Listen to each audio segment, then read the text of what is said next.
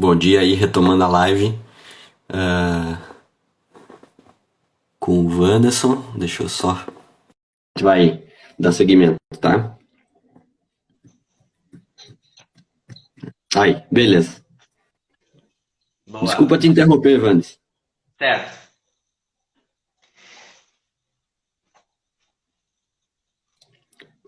Então você estava falando da questão da fratura por estresse ali nos metatarsos, quando a gente teve que dar uma paradinha. Mas pode retomar. Mas então, assim, interessante no pé, também praticamente todo osso pode sofrer essa fratura de estresse, no calcânio, né? Também é comum, os ossos no meio do pé, que a gente chama do tarso, até o próprio tornozelo, mas enfim, a fratura da tíbia é a mais frequente, né? A fratura da tíbia de estresse, mas qualquer osso, enfim, então que sofreu uma sobrecarga exagerada também poderá sofrer essa lesão. Que nem a gente falou também anterior, você pode ter alteração na pisada, né? Pisada pronada, supinada, vai pisar mais na borda lateral, vai pisar mais na borda medial. Sei que tem a Sobrecarrega técnica mais estruturas. Sei que tem a técnica, eu não sou corredor, mas tem a técnica de corrida também, né? Tem pessoas que têm mais impacto no calcânio, outros têm mais impacto no antepé. Então, Isso. isso tudo propicia a ter uma sobrecarga e a causar as Uhum. lesões, né? E essa é uma das lesões mais sérias, né? Com certeza do atleta aí, a lesão, a fratura de estresse, essa tira do combate por bastante tempo o atleta, né? Eu acompanhei assim dois casos assim mais de perto, né, de fratura por estresse na tíbia, e é exatamente como você falou. No momento da lesão, no momento da quebra, né, da canela, a pessoa sentiu, interrompeu o treino na hora, edema, edema, assim, bem nítido, uma dor insuportável, né, extremamente incapacitante, né, no momento do exercício. É, nas duas pessoas que eu pude acompanhar, houve ainda uma insistência de não ouvir o corpo e, não, acho que não foi nada, foi de novo e impossível, né? E depois o prognóstico aí foi de 90 dias sem correr, né? Então foram 3 meses ali de tratamento mesmo e com um monte de manejo nos exercícios de fortalecimento, né? Foi tirado um monte de exercício de cadeia fechada para não gerar vetor de força ali na tíbia, então foi um manejo bem complicado.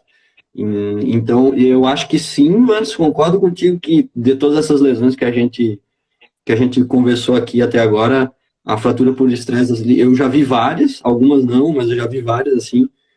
Umas a gente consegue manejar e levar de uma forma mais tranquila, mas a fratura por estresse foi a pior que eu já vi, assim, de todas, assim, que tira mesmo do combate, não tem o que fazer. E é tratamento com um prognóstico de pelo menos aí 45, no mínimo 45, 60 dias, né? Que daí é mais com vocês, assim, que entendem mais do que eu, mas eu vejo que é a pior das hipóteses, assim. Isso. E realmente, às vezes, a fratura acaba não consolidando, que a gente chama, não cicatriza, e também até alguns casos no tratamento cirúrgico. E aí vem a importância do nutricionista também aí. A gente não falou de nutricionista ainda, mas não só para a parte óssea, como em geral, né, o nutricionista ou fazer pelo menos a dieta adequada. E a gente sabe que os níveis baixos de cálcio e vitamina D, eles influenciam no aumento da fratura de estresse. E por incrível que pareça também, até o índice de massa corpórea é muito baixo, né, tem mais a fratura de estresse do que outras pessoas que estão com o peso ideal. E, Então, fica a dica também, assim, de ver bem essa parte da vitamina D, que a gente sabe que aqui no Sul, a maioria das pessoas tem deficiência e a vitamina D é fundamental para o metabolismo ósseo, né? Então, para o osso ficar forte, precisamos da vitamina D, que é sintetizada na pele, né? Se a gente se expor ao sol. Mas como a gente tem essa dificuldade aqui no Sul, há muitas vezes uma suplementação de vitamina D é bem importante, além da alimentação também com cálcio, né? Rica em cálcio para poder aguentar essas lesões que o organismo precisa reparar todo dia, né? perfeito, é isso aí. Beleza, eu acho que ainda tenho falar um pouco sobre o entorse, né, que é também uma das que acometem aí. Acho que para exatamente dos últimos tópicos aí que também é muito importante, quem já não torceu o tornozelo correndo, né? Então, o problema do entorse é o terreno muitas vezes irregular, né? Terreno irregular, você está distraído ou você já está cansado, né? O que acontece também? Os acidentes normalmente acontecem quando a pessoa já está exausta, né? Já perde a atenção. No ciclismo, a mesma história. Às vezes você está ali no pelotão, você está exausto, como diz, já o oxigênio já está baixando no cérebro, a força está acabando, e você perde um pouquinho a atenção e você pode, então, pisar numa pedra, se for, enfim, num buraco, e às vezes nem tem um fator assim do piso, mas você pisa mal e torce, e aí faz a ruptura dos ligamentos laterais, né? Os ligamentos laterais do tornozelo que dão estabilidade em relação ao pé, né? O tornozelo tem os ligamentos ali na parte medial, né? E tem o ligamento na parte lateral. Não vou citar assim os nomes porque não vem Sim, ao sim. caso. Mas o que acontece? Normalmente você faz uma inversão do pé, né? Você faz uma inversão, ou seja, comprime na parte interna e faz uma distração da parte externa. E aí depende do nível dessa distração, você vai romper os ligamentos. De forma geral, assim, a gente tem 3 ligamentos ali principais, e é aquela coisa, eles vão rompendo em sequência, né? Rompendo um, que é o tal fibular anterior, depois o calcâneo fibular, e enfim, muitas vezes vai os 3. Quando é só uma lesão leve, né, a gente tem aquela graduação assim, um entorse mais simples, né? Aquele entorse que a pessoa quase nem percebe nada na lateral, um mínimo edema e consegue tocar a vida, porque na verdade só fez um estiramento, que a gente chama, né? Ou seja, uma Uhum. ruptura parcial, rompeu algumas fibras, mas o ligamento continua íntegro, não fez uma hemorragia importante. Agora, se você já rompe completamente o ligamento, eu sempre digo, junto com os ligamentos tem veias, né? Vasos sanguíneos. E aí você rompe também esses vasos sanguíneos. E aí você vê aquele hematoma que já forma imediatamente na lateral. Então, isso é importante porque dá uma ideia da gravidade, né, do entorse. Quanto maior esse hematoma que já fica ali no momento da lesão, normalmente maior é a gravidade da ruptura ligamentar, né? E quando o entorse é grave, até também, né, a gente fica com o diagnóstico, às vezes, suspeitando de fratura. Já podemos falar as duas coisas meio junto, ou, porque eu sempre digo, ou o ligamento é mais forte, ou o osso é mais forte. Então, o que acontece? Quem romper primeiro é a lesão, né? Se o ligamento rompe, é o entorse. Às vezes o ligamento fica inteiro, mas porém quebra o osso ali, no caso, uma Nossa. válvula. Né? E aí também é uma lesão bem grave, que conforme o nível, se é o grau 1, o grau 2 ou o grau 3, que é o entorse mais grave, tira também o atleta aí de circulação por um bom tempo, né? Porque aí ele tem que fazer o tratamento mais prolongado. Uhum.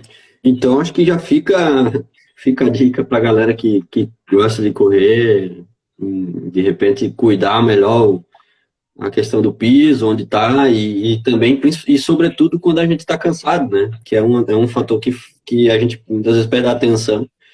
E tá louco para acabar o treino, tá louco para acabar não, mas tá cansado e tá querendo acabar logo, né? Para descansar e acaba se distraindo, ou, enfim.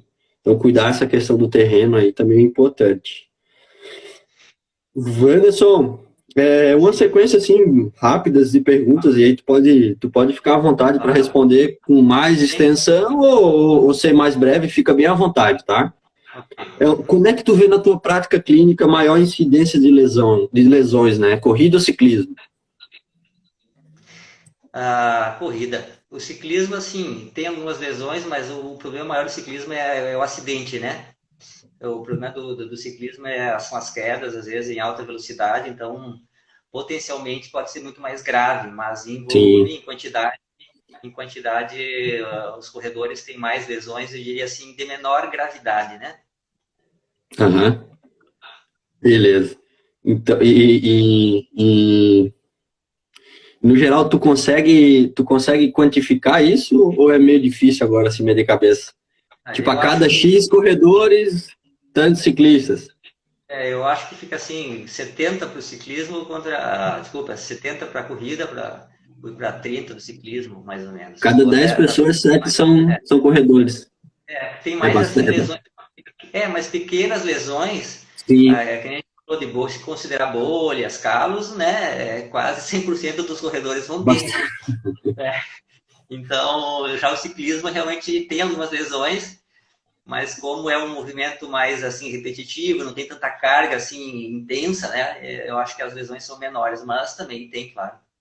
Joelho, Sim. né? Joelho, ciclista também tem bastante problema no joelho, se não cuida também a altura aí do banco para pedalar e tal, né? Por isso é importante aquela questão da avaliação que você falou, do bike fit, da avaliação e organização ali mecânica da bicicleta, né? A coluna também tem alguma coisa, né, de hernia de disco, enfim, a gente não vai se prolongar demais porque é outra Sim, área, sim. mas tanto o ciclismo quanto a corrida também tem bastante problema de coluna, né, então, mas eu acho que o mais frequente realmente é a corrida Na ainda, né. corrida. Aham. Como a gente tinha comentado antes ali, a gente que é esportista, né, corredor, ciclista, muitas vezes a gente não quer parar de treinar, cara. É difícil a gente querer parar, né?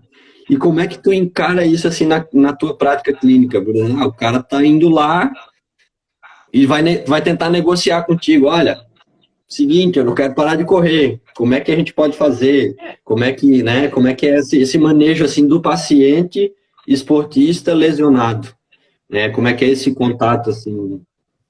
Eu sempre digo, realmente assim, o objetivo não é parar o corpo inteiro, né? Se está o Uhum. pé lesionado, o pé tem que ficar em repouso.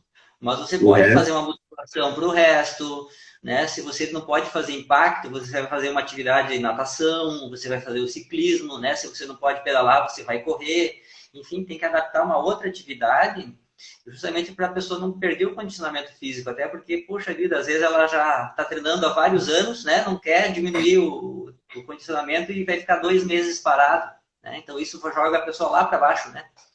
Então, tanto a parte física quanto a parte mental, né? e é bem interessante isso que tu falou aí, porque muitas pessoas que eu conheço que hoje pedalam iniciaram o ciclismo num momento de lesão onde não poderiam correr. Então, eles estavam num período onde não poderiam correr por um tempo e iniciaram, não, então vou pedalar. E aí, depois disso, hoje em dia, praticam as duas atividades, corrida e ciclismo, né? Porque gostaram também do ciclismo e viram, né? Enfim, tiveram afinidade também com a atividade. Então, se a gente for pegar a deixa de uma coisa ruim se tornar uma coisa boa, pode surgir uma paixão por outro esporte nesse meio tempo, né, da lesão. Então, acho que é interessante talvez pensar dessa forma. E a reabilitação trabalha isso, então a gente imobiliza hoje em dia assim, é o mínimo possível, né? Tanto que quando a pessoa tem uma fratura, se imobiliza, a gente tem a doença da imobilização. A própria imobilização da pessoa leva já um monte mais de problemas. Então, realmente, a reabilitação não significa ficar em repouso, né? É muito pelo contrário. Uhum. Show de bola. Outra pergunta, assim, prós e contras do tratamento medicamentoso. A gente sabe que, sei lá, tem uma parcela das pessoas que são um pouco relutantes em relação a tomar anti-inflamatório, ou o contrário, né? São medicamentosos demais, assim, inclusive com a automedicação. Então, como é que tu vê isso aí? Então, assim, é interessante, o processo inflamatório, muitas vezes, na verdade, ele faz parte da cicatrização que o organismo está fazendo. Então, o que acontece? A gente usa anti-inflamatórios para diminuir um pouco essa inflamação quando é muito exagerada, porque ela causa muitos sintomas desconfortáveis, que é principalmente a dor, o inchaço, né? Mas a inflamação faz parte da cura também. Então, na verdade, o anti-inflamatório a gente usa com bastante restrição, pelos efeitos colaterais que tem, pelo menos os anti-inflamatórios chamam não esteroidais, né? E agora os analgésicos, esses não têm influência na recuperação em si da lesão, não vão acelerar ou vão retardar, né? Por exemplo, se tomar demais anti-inflamatório também retarda a cicatrização. Agora, os analgésicos para melhorar o conforto da pessoa, né? Ajuda bastante, mas tem medidas medicamentosas e não medicamentosas. Aí a gente tem que avaliar caso a caso, né? Caso a caso para ver se tem também alguma Uhum. intolerância, alguma outra doença que você vai às vezes usar uma medicação e vai desequilibrar o outro problema. Então, na verdade, tem que ser usado como sempre com cuidado, né? Sim, Individualizado de caso a caso. beleza. Então, vamos dar um puxão de orelha ao pessoal que se automedica aí, né? Exatamente. Demais, assim, de forma demasiada. A gente, não sei, no ciclismo, na corrida, tem muita gente que faz um treino forte, fica com dor muscular tardia, relaxante muscular ou analgésico de forma inadequada, né? Então, tem O que tomar esse principal, cuidado sim, aí, né? os anti-inflamatórios tem que se tomar cuidado. Até alguns analgésicos mais comuns, o relaxante muscular, eles não causam tanta agressão ao organismo. Agora, o anti-inflamatório, sim, esse não pode ser usado como tratamento para você tirar a tua dor e continuar correndo, né? Beleza pura. É, como é que tu vê essa questão da abordagem multiprofissional, né? A gente sabe que hoje eu particularmente assim, eu acho interessante, né? Porque na verdade isso que a gente está fazendo hoje é uma coisa muito profissional, né? A gente está trocando ideia sobre Sim, uma questão X ou Y, mas são profissionais diferentes, né? Observando o mesmo objeto e dando essa questão, esse tempero a mais, né? Então, como é que vocês lá veem isso? Como é que tu percebe essa questão do médico, fisioterapeuta, profissional de educação física, muitas vezes um psicólogo junto, trabalhando, né, nessa parte, né? Como é que tu vê isso é aí? fundamental. Não há dúvidas que é fundamental. Como a gente falou antes, nutricionista, né? Tem que estar junto, Nutri, né? isso. Isso, os treinadores aí específicos em cada área, né, do esporte para fazer a orientação adequada, né? Quando surge alguma lesão, enfim, o fisioterapeuta também ajuda, é fundamental, né? Não só a fisioterapia em si, que a gente falou, o educador físico, depois para reabilitação. Então, na verdade, se a gente quiser um resultado melhor e mais rápido, é fundamental estar cercados, né, dos melhores profissionais em todas as áreas. Não tem como um dominar tudo, né? E claro que não adianta também só ter o profissional e não pôr em prática, que eu digo, né? Tem que ouvir e praticar o que ele Tem diz, que né? fazer. Senão, você ouvir, pagar uma consulta não resolve o problema, né? Você tem que ouvir e depois executar. E isso que é o problema que eu digo. Às vezes a pessoa fica na nossa frente ali alguns minutos, mas depois ela tem que fazer em casa tudo aquilo que a gente recomendou, que é o mais difícil, né? Então tem que ter essa orientação e tem que ter eu sempre digo, tem que ter seguir a cartilha, né? Tem que ter uma organização e seguir o que a gente sabe que é o certo e fazer, né? Mas a equipe Perfeito. multiprofissional é fundamental, não há dúvidas. Legal. Bom. Tem uma pergunta que surgiu aí de um aluno, né? E aí a gente anotou para poder discutir aqui. Então, a pergunta é: correr em terreno acidentado durante um período de desconforto no tornozelo ajuda? Então, como é que tu Não, na vê isso verdade, aí? assim, ó, se você está correndo muito, por exemplo, no asfalto, que é duro, realmente o impacto é maior. Aí seria interessante intercalar na grama, na areia, na terra, mas a correr em terrenos acidentados, né, cheio de pedras, eu penso assim, vai correr num estradão com pedra solta, né, de vários tamanhos, irregularidade. Se você fizer isso, você vai aumentar a chance de torcer o tornozelo, né? Agora, em terrenos adequados, né, a variar os terrenos é interessante para diminuir o número de lesões. Com certeza, as tendinites, a lesão de estresse, a canelite, você consegue diminuir bastante se você variar um pouco esses terrenos, né? Mas terrenos mais macios que ajudem a absorver o impacto, né? Show de bola. Outra coisa, outra questão, e daí é também uma coisa que é discutida há algum tempo, assim, pelo menos no meio da corrida, né? Existe a linha de pensamento, aquela linha de pensamento de pisada mais natural, de pisada mais tênis minimalistas, com poucas estruturas, ou até mesmo aqueles five fingers, né, que é os tênis aqueles que simulam só uma borrachinha no entorno do pé, ou até mesmo correr descalço, né? Que tu acha? Tem gente que é mais dessa linha, tem gente que não é, e tem gente que fica, né, naquela, não sabe? Eu prefiro um tênis menos estrutural, mais estrutural, com mais conforto, com menos conforto. E daí surge a dúvida. Tu acha interessante fazer um pouco de cada, por exemplo, de repente dar um estímulo com um tênis, né, normal, assim, um tênis que você usualmente usa para treinar, e de repente uma vez por semana, uma vez a cada 15 dias, correr descalço num terreno um pouco mais macio, como uma grama, por exemplo, numa caixa de areia. Como é que tu vê essa mudança de estímulo assim para a saúde do pé, vamos dizer assim? Desde que você faça de maneira progressiva, né? Progressiva, eu acho bem interessante, porque você vai usar, se você for correr pé descalço, por exemplo, você vai usar uma musculatura, a própria musculatura intrínseca do pé, né? Que você não costuma usar tão bem quando você tem um tênis. Uhum. Agora, isso vai tudo de indivíduo para indivíduo. A pessoa tem que se adaptando gradualmente àquele tipo de situação, né? Você não pode simplesmente, da noite para o dia, tirar o tênis e sair correndo, você não vai conseguir. Tua pele está fina, né? A pele não está adaptada. Eu, por exemplo, eu morei, né, na minha infância no interior. A gente não usava muito tênis, podia correr tranquilamente de pé descalço até nas estradas com pedra, praticamente, porque tinha uma pele adaptada para isso. Hoje, se eu faço isso, eu não consigo correr 100 metros, né? Porque a pele não está adaptada. O coxim adiposo, debaixo do pé, não está adaptado. Então, claro que variar dentro do limite de cada um é interessante, sim. Porque você vai melhorar o equilíbrio, a propriocepção, né? Vai usar musculaturas que você não costuma usar com ou sem o calçado, então, mas tem que ser progressivo, né? E bem planejado também.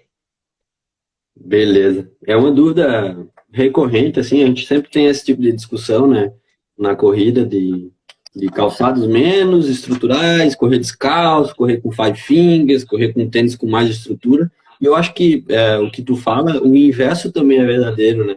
Na medida que você usa um tênis com menos estruturas, com uma pisada um pouco mais natural e vai fazer essa troca, também tem que ser um pouco mais gradativo, né? Vai usar um tênis com mais estrutura, com mais conforto, mais robusto, assim, então tem que também ir devagarzinho, né? Isso é fundamental. Deixar que o organismo se adapte àquele estilo da corrida, né? Perfeito. Muito bem. Doutor Wanderson, acho que era isso que a gente pôde conversar aí. Eu quero te agradecer de coração aí pelo tempo disponível, pela disponibilidade. Sei que a gente passou um pouquinho aí do tempo que a gente tinha combinado, mas acho que foi legal. A gente conseguiu trocar, levar uma informação bacana aí para a galera que está assistindo. Sei que muita gente às vezes não se manifesta, mas tinham algumas dúvidas que foram sanadas a gente foi conversando e foi sanando as dúvidas do pessoal aí. Então eu quero te agradecer, tá, pela disponibilidade, dizer que é muito bacana poder conversar com profissionais assim de qualidade como você. E acho que é isso, tá? Valeu mesmo. Fica à vontade aí para falar também, se tu quiser. Isso aí, também agradecemos aí o convite e estamos à disposição, tanto eu pessoalmente, quanto lá o IORT, né, nossa clínica de ortopedia, para quem tiver alguma lesão e precisar da nossa ajuda, estamos aí à disposição. Obrigado. Beleza, então, Wanderson. Muito obrigado aí, bom domingo, um abraço na família, tá? Tudo é bom e mais uma vez obrigado pela disponibilidade. Um abraço. Valeu. Um abraço.